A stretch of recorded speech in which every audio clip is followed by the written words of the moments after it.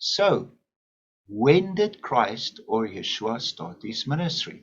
The answer is at the right time, always fulfilling prophecy and the law to the letter. Hi, my name is Eric and I investigate all things biblical because truth matters. As John 4:24 says, we must serve in spirit and in truth. In the Gospel of John, with its precise and detailed chronology, John 2 says that Yeshua went to Cana 3 days after having been baptized, accompanied by his first disciples. Mary, or Miriam, his mother, spurred him on to do something about the lack of wine. And he said, "My hour has not yet come," but nonetheless performed his first public and recorded miracle. Right. Luke 3:1 says that John the Baptist, as the voice calling in the wilderness to prepare the way, started his ministry in the 15th year of Tiberius' reign. That is AD 29, not 27. John the Baptist then soon got Nero's unlawful wife so agitated that he got locked up and was later beheaded. Matthew 4:12 confirms that Yeshua's ministry started when John's ministry ended.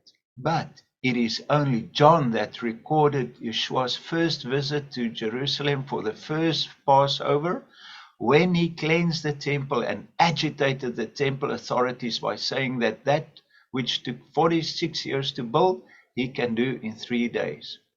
The 46 years it took to complete the temple thus also puts the start of Yeshua's ministry in 29 AD.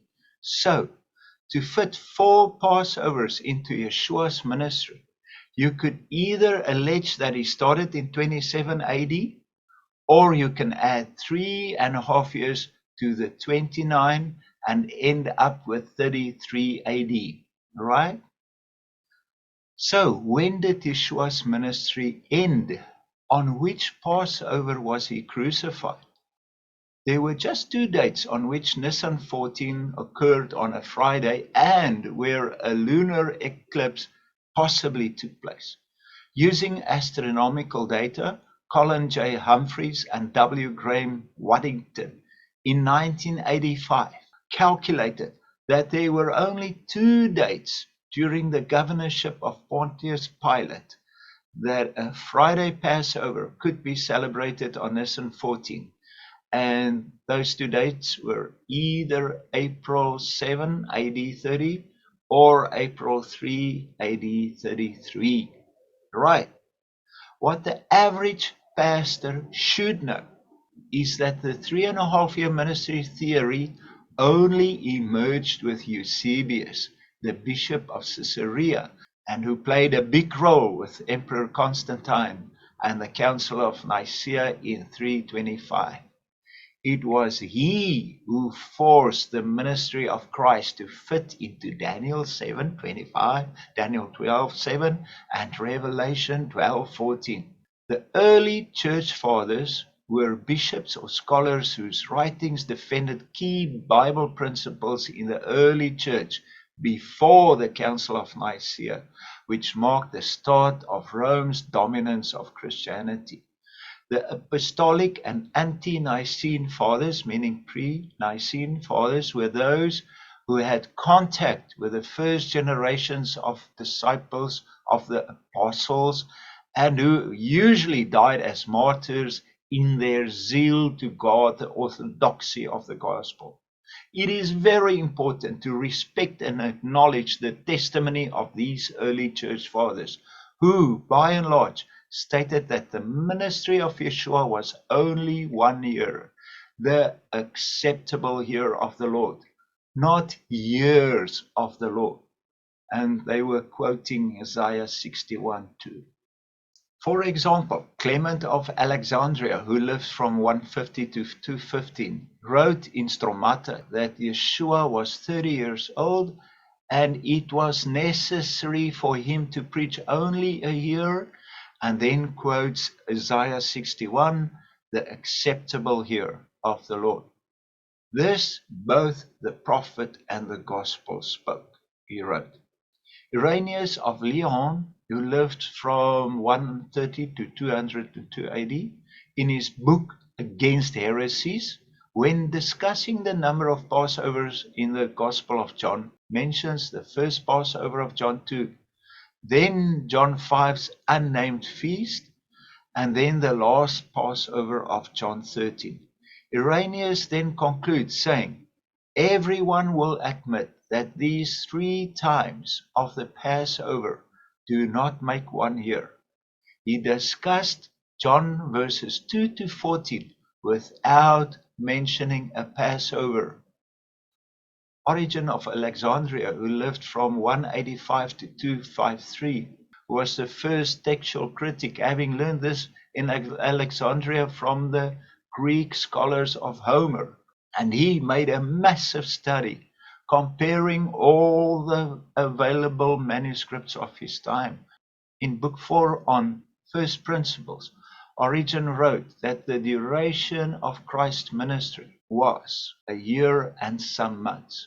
In his homilies on Luke 4:19, Origen confirms a 1-year ministry to fulfill Isaiah 61's acceptable year of the Lord.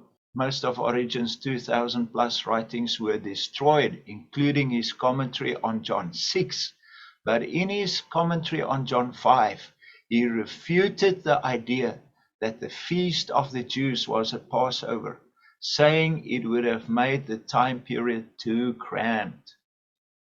The last pre-Nicene witness to a 1-year ministry of Yeshua, and thus a 30 AD crucifixion, was Lucius Lactantius, who lived from 250 to 325 AD. He converted to Christianity in 303 and later in Gaul became a tutor for Constantine's son Crispus. His writings near the end of the pre-Nicene period proved how little Christian views changed over the first 300 years. In a letter to Donatius, he wrote, Jesus died upon the cross at the 9th daylight hour on March 23 AD 30.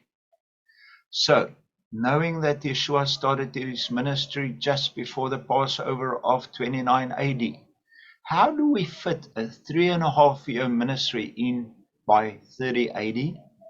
Well, you should ask Bishop Eusebius of Caesarea. Eusebius, in Book 3, chapter 24 of his History of the Church, wrote that the 3 Gospels, Mark, Matthew, and Luke, have come into the hands of all, including the Apostle John too, who accepted them and bore witness to their truthfulness. But there was lacking in them an account of the deeds done by Christ at the beginning of his ministry, and, of course, the first AD Passover, where Yeshua cleansed the temple. But Eusebius, or his scribes, re-edited the Gospel of John from 2 Passovers to 4. So we have the first Passover of John 2:16. Then they changed the unnamed feast of John 5:1, which we know was Tabernacles, and claimed it was Passover, and then made a scribal insertion of a fictitious Passover in John 6:4, plus then the final Passover of John 13. These additional Passovers are, of course, absent in the Synoptic Gospels. Dr. Miles Jones writes that the Roman New Testament of the Waldensians, originating from the Old Itala Bible, a Latin text predating Eusebius, in John 6:4 says that the Synophagia, a feast of the Jews, was nigh. Synophagia is the ancient Latin word that means Feast of Tabernacles. This word was also used in the original Wycliffe Bible, the Old French Bible, and other ancient works. So, this concludes why I think pastors should really be more informed than to parrot the phrase 3.5 years, just because Rome said to do so. We should be far more critical of persons who criticize the Bible than what you are critical about what is in your Bible. But there are sometimes verses that have been added to suit certain doctrines.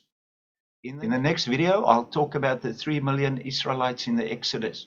I also have a series on prayer and a faith fictional story built on Ezekiel's prophecies titled the Future Israel series, which you can check out. Thank you for watching. Shalom.